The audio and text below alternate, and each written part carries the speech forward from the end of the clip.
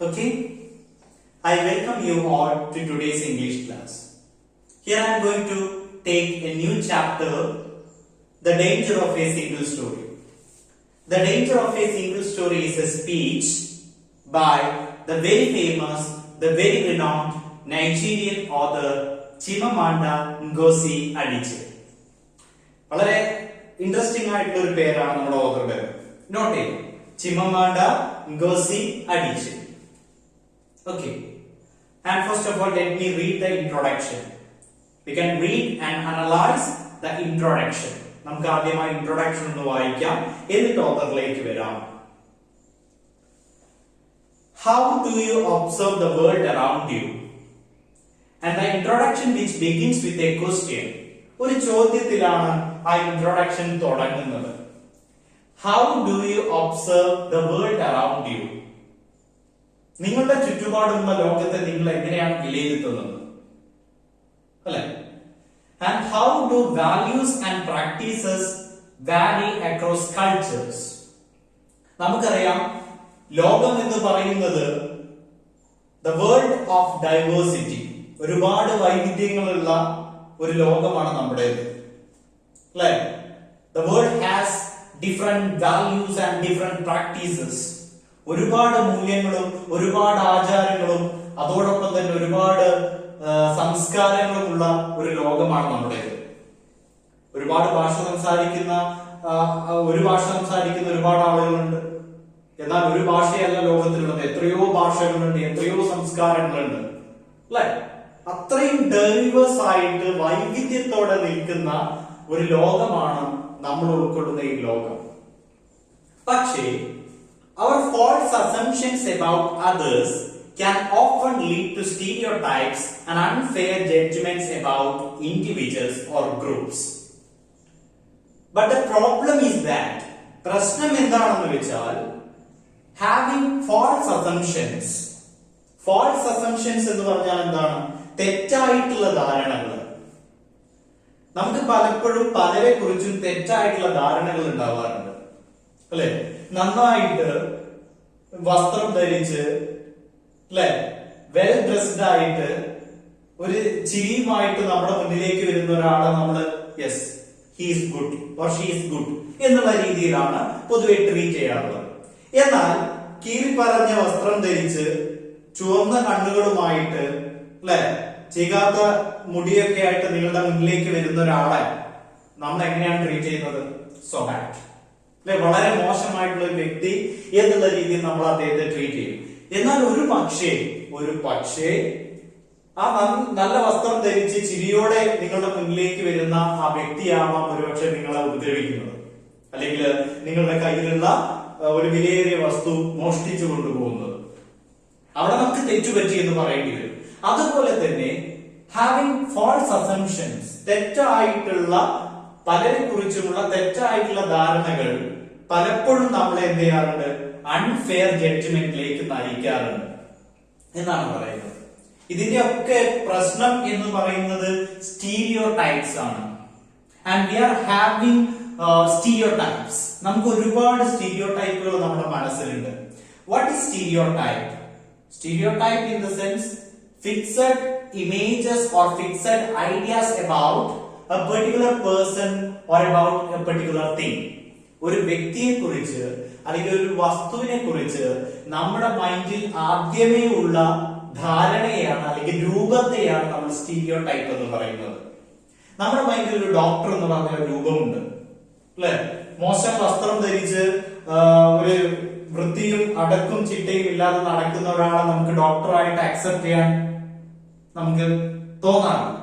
ആ ഒരു രൂപം നമ്മുടെ മനസ്സിലുണ്ട്, വളരെ വെൽ ഡ്രസ്ഡ് ആയിട്ട്, അല്ലെ, ആ രീതിയിൽ നടക്കുന്ന ഒരു വ്യക്തി. അങ്ങനെ ഓരോ പ്രൊഫഷനെ കുറിച്ചും ഓരോ വസ്തുവിനെ കുറിച്ചും ഓരോ ആളുകളെ കുറിച്ചും നമ്മുടെ മനസ്സിൽ എന്തുണ്ട്? സ്റ്റീരിയോടൈപ്സ് ഉണ്ട്. അപ്പൊ സ്റ്റീരിയോടൈപ്പ് എന്ന് പറഞ്ഞാൽ fixed image or fixed idea about others, about a thing or about a person. Okay, അപ്പൊ ഈ ഒരു സ്പീച്ചിൽ പറയുന്നത് എന്ത് തന്നെയാണ്? സ്റ്റീരിയോടൈപ്പിന്റെ പ്രശ്നങ്ങളാണ്. അത് നിങ്ങൾക്ക് വഴി എന്താണെന്ന് മനസ്സിലാവും. വരാം.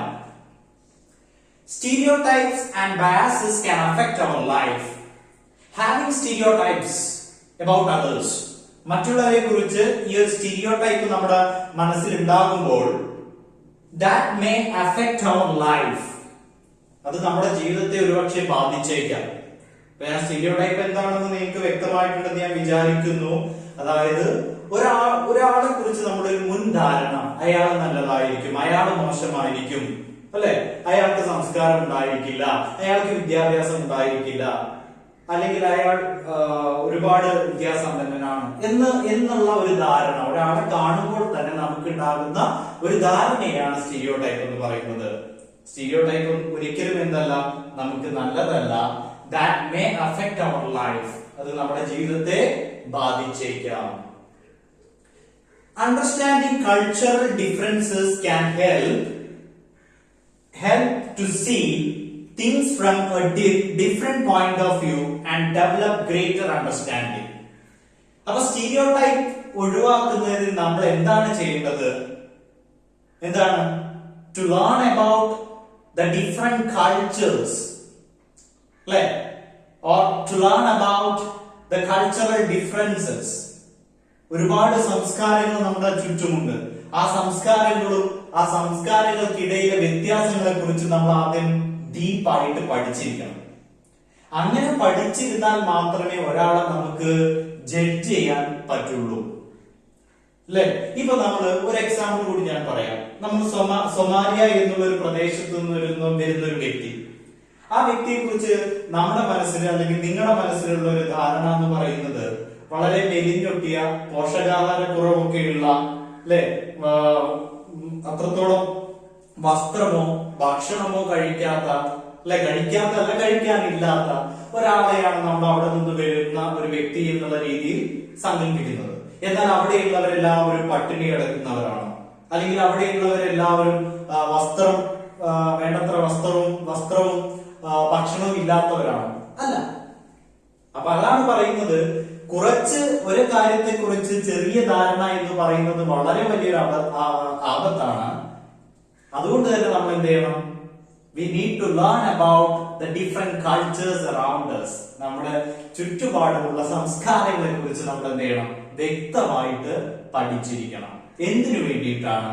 In order to avoid stereotypes and false assumptions about others. മറ്റുള്ളവരെ തെറ്റായിട്ട് വിലയിരുത്താതിരിക്കാൻ വേണ്ടിയിട്ടാണ് ഇങ്ങനെ ചെയ്യണം എന്ന് പറയുന്നത്. So, and here is a speech, a well-known speech by Chimamanda Ngozi Adichie. Chimamanda Ngozi Adichie, she is from Nigeria. Nigerian novelist, Nigerian author. Okay. അപ്പൊ നമുക്ക് Chimamanda Ngozi Adichie കുറിച്ച് പറയാം. Chimamanda Ngozi Adichie is a novelist, Nigerian novelist, and non-fiction writer and short story writer. Okay, and she is regarded as the most prominent among young Anglophone authors in African literature. She belongs to African literature. African literature ലാണ് അവർ ഉൾപ്പെടുന്നത്. She is an Anglophone author. Anglophone literature അല്ലെങ്കിൽ Anglophone author എന്ന് പറയുന്നത് എന്താണ്? Anglophone എന്ന് പറയുന്നത് the literature written in English. Okay, അതായത് അവരുടെ ഇംഗ്ലീഷ് ഭാഷയിൽ എഴുതപ്പെടുന്ന അല്ലെങ്കിൽ ഇംഗ്ലീഷ് ഭാഷയിൽ എഴുതുന്ന എഴുത്തുകാരെയാണ് നമ്മൾ പൊതുവെ ആംഗ്ലോഫോൺ ഓതർ എന്ന് പറയുന്നത്. അപ്പോ നൈജീരിയയിൽ നിന്നുള്ള വളരെ പ്രസിദ്ധയായിട്ടുള്ള ഒരു എഴുത്തുകാരിയാണ് ചിമമാണ്ട ഗോസി അഡിച്ചെ. ഓക്കെ, നമുക്ക് ചാപ്റ്ററിലേക്ക് വരാം. And first of all, the title, The Danger of a Single Story. And it's about the danger of having a single story. എന്നുള്ളതാണ്. അതെന്താണെന്ന് നമുക്ക് വഴിയെ മനസ്സിലാവും. The first paragraph. I am a storyteller, and I would like to tell you a few personal stories about what I like to call the danger of a single story. Okay? The author Chimamanda Ngozi Adichie, she begins her speech with the statement, I am a storyteller. ഞാനൊരു story teller ആണെന്ന് പറഞ്ഞുകൊണ്ടാണ് ഈ ഒരു speech ആരംഭിക്കുന്നത്, അല്ലെ? ഞാനൊരു story teller ആണ് എന്ന് ചിമമാണ്ട ഗോസി പറയുന്നു. എന്നിട്ട് അവർ പറയുന്നു, I would like to tell you a few personal stories. Here I would like to share. ഞാൻ ഇവിടെ നിങ്ങളുമായിട്ട് പങ്കുവെക്കാൻ ആഗ്രഹിക്കുന്നത് എന്താണ്? A few personal stories. എന്റെ ജീവിതത്തിൽ നടന്നിട്ടുള്ള ചില സ്റ്റോറീസ് ആണ്. And what I like to call them. ഞാൻ അത്തരം കഥകളെ വിളിക്കാൻ ആഗ്രഹിക്കുന്ന പേരെന്താണ്? The danger of a single story. അപ്പൊ ഞാൻ എന്റെ ജീവിതത്തിൽ നടന്നിട്ടുള്ള ചില കഥകൾ നിങ്ങളുമായിട്ട് പങ്കുവെക്കുന്നു. ആ കഥകളെ ഞാൻ വിളിക്കുന്നത് എന്തു പേരിലാണ്? The danger of a single story. Okay. I grew up on a university campus in eastern Nigeria. Eastern നൈജീരിയയിലെ യൂണിവേഴ്സിറ്റി ക്യാമ്പസിലാണ് ഞാൻ വളർന്നിട്ടുള്ളത്. My mother says that I started reading at the age of 2. അല്ലേ? According to her, എന്റെ അമ്മയുടെ അറിവില് I started reading. ഞാൻ എപ്പോ വായിക്കാൻ തുടങ്ങിയിട്ടുണ്ട്? When I was 2. എനിക്ക് 2 വയസ്സ് പ്രായമാകുന്ന സമയത്ത് ഞാൻ വായിക്കാൻ തുടങ്ങിയിട്ടുണ്ട് എന്നുള്ളതാണ് എന്റെ അമ്മ പറഞ്ഞിട്ടുള്ളത്. ബട്ട് ഐ തിങ്ക്, എന്നാൽ ഞാൻ വിചാരിക്കുന്നത് it probably happened when I was 4. എന്റെ അമ്മ പറഞ്ഞിട്ടുള്ളത് when I was 2, ഞാൻ 2 വയസ്സായ പ്രായം തൊട്ട് ഞാൻ വായിക്കാൻ തുടങ്ങിയിട്ടുണ്ട് എന്നുള്ളതാണ്. എന്നാൽ എന്റെ അറിവ് വെച്ച് I started reading when I turned to 4. എനിക്ക് 4 വയസ്സാകുമ്പോഴാണ് ഞാൻ വായനയിലേക്ക് വരുന്നത്. എന്ത് തന്നെയായാലും ഒരു കാര്യം ഉറപ്പാണ്, I was an early reader. വളരെ നേരത്തെ തന്നെ വായനയും മറ്റുമായിട്ട് വന്നിട്ടുള്ള ഒരു വ്യക്തി തന്നെയാണ്. And what I read were British and American children's books. What I read, ഞാൻ എന്താണ് വായിച്ചിരുന്നത്? It's all about British and American books, children's books. ബാലസാഹിത്യങ്ങൾ തന്നെയാണ്.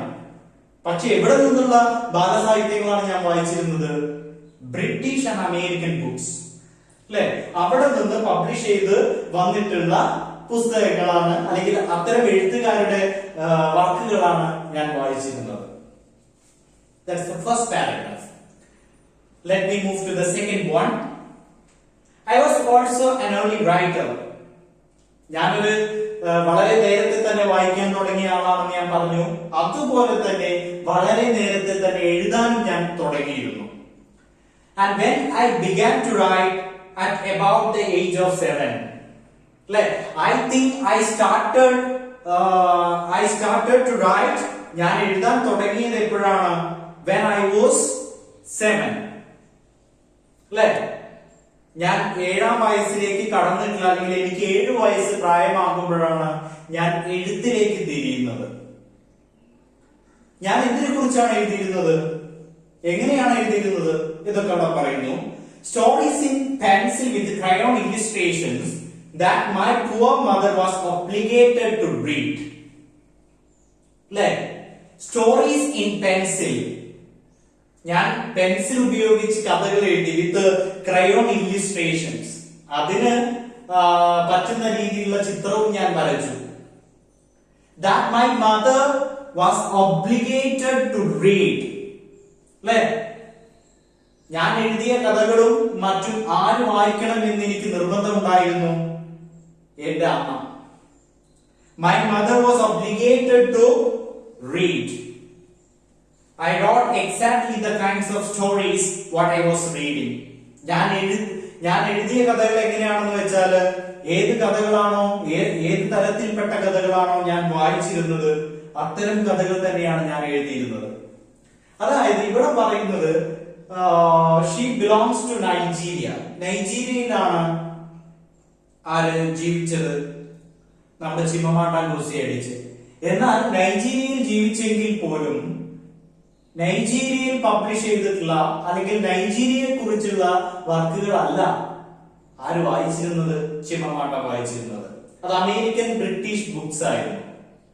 അതുകൊണ്ട് തന്നെ ഞാൻ എഴുതിയ കഥകൾ എന്ന് പറയുന്നത് വാട്ട് ഐ വാസ് റീഡിങ്, ഞാൻ എന്താണോ വായിച്ചിരുന്നത് അതേ രീതിയിലുള്ള കഥകളാണ് ഞാൻ എഴുതിയിരുന്നത്. അതായത് എന്നെ കുറിച്ചല്ല, എന്റെ ഒപ്പമുള്ള ആളുകളെ കുറിച്ചല്ല, അല്ലെ? ഞാൻ വായിച്ച അറിവ് വെച്ചുള്ള കാര്യങ്ങൾ തന്നെയാണ് ഞാൻ എഴുതിയിരുന്നത്. അതായത് about British and American culture. All my characters were white and blue-eyed. അതുകൊണ്ട് തന്നെ all my characters, ഞാൻ എഴുതിയ കഥകളിലെ കഥാപാത്രങ്ങളൊക്കെ തന്നെ എങ്ങനെയുള്ളവരായിരുന്നു? അവരായിരുന്നു വൈറ്റ് ആൻഡ് ബ്ലൂ ഐഡ്, വെളുത്ത നിറത്തോടു കൂടിയവരും അതുപോലെ നീല കണ്ണുകളോട് കൂടിയവരും. And they played in the snow. അവർ മഞ്ഞിൽ കളിക്കുന്ന കഥാപാത്രങ്ങളായിരുന്നു. And they ate apples. അവരെപ്പോഴും ആപ്പിൾ ഭക്ഷിച്ച് നടന്നിരുന്നു. And they talked a lot about weather. അവരെപ്പോഴും അവരുടെ വെതർ, കാലാവസ്ഥയെ കുറിച്ച് ഒരുപാട് സംസാരിച്ചിരുന്ന ആളുകളായിരുന്നു. How lovely it was that the sun had come out. അല്ലെ? How lovely, എത്ര സുന്ദരമാണ്. The sun had come out. അല്ലെ? സൂര്യനെ കുറിച്ചും സൂര്യാസ്തമയത്തെ കുറിച്ചും സൂര്യോദയത്തെ കുറിച്ചും അങ്ങനെ പ്രകൃതിയിലെ എല്ലാ കാര്യങ്ങളെ കുറിച്ചും ആ കഥാപാത്രങ്ങൾ സംസാരിച്ചിരുന്നു, അല്ലെങ്കിൽ ഞാൻ എഴുതിയ കഥകളിലൂടെ ഞാൻ പറഞ്ഞിട്ടുണ്ടായിരുന്നു. അപ്പൊ അവിടെ പറയുന്നത് ഞാൻ വായിച്ചിരുന്നത് വെള്ളക്കാരെഴുതിയ അല്ലെങ്കിൽ ബ്രിട്ടീഷുകാരും അമേരിക്കക്കാരും എഴുതിയ പുസ്തകങ്ങളായതുകൊണ്ട് തന്നെ ഞാൻ എഴുതാൻ തുടങ്ങിയപ്പോഴും എന്റെ കഥയിലെ കഥാപാത്രങ്ങളും എങ്ങനെയായിരുന്നു? They were white and blue-eyed. വെളുത്ത നിറമുള്ള നീല കണ്ണുകളോട് കൂടിയ, മഞ്ഞിൽ കളിക്കുന്ന, ആപ്പിള് ഭക്ഷിച്ച് നടക്കുന്ന, കാലാവസ്ഥയെ കുറിച്ചും പരിസ്ഥിതിയെ കുറിച്ചും ഒക്കെ ഒരുപാട് സംസാരിച്ച് നടക്കുന്ന ആളുകളെ കുറിച്ചാണ് ഞാനും എഴുതിയിരുന്നത്, അല്ലെ? But I had never been outside Nigeria. പക്ഷെ യഥാർത്ഥ വസ്തുത എന്തെന്നാൽ I had never been out to Nigeria. ഞാൻ നൈജീരിയ വിട്ട് പോയിട്ടേ ഇല്ല. Okay. We didn't have snow.